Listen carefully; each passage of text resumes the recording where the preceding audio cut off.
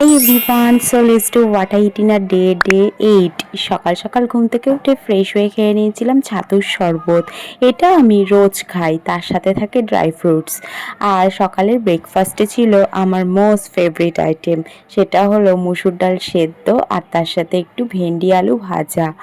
আর তারপরে দুপুরের লাঞ্চে ছিল আজকে অনেক কিছু, কাঁকরোল ভাজা, এখানে স্যালাড নিয়ে নিয়েছি শসা, আর এটাকে তো আমরা বলি বিচি কলা আর আলু দিয়ে ঝোল। এর মধ্যে আমি সর্ষে বাটা দেইনি, কারণ পনিরটা আজকে আমি সর্ষে বাটা দিয়ে করেছিলাম, ওই জন্য খুব সুন্দর হয়েছিল খেতে। তারপরে বিকালে একটু শাক আলু খেয়ে নিয়েছিলাম।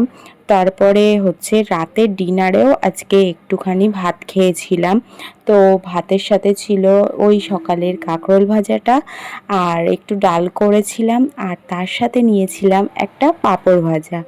এই করেই আমার সারাদিনের খাওয়া দাওয়া শেষ হলো।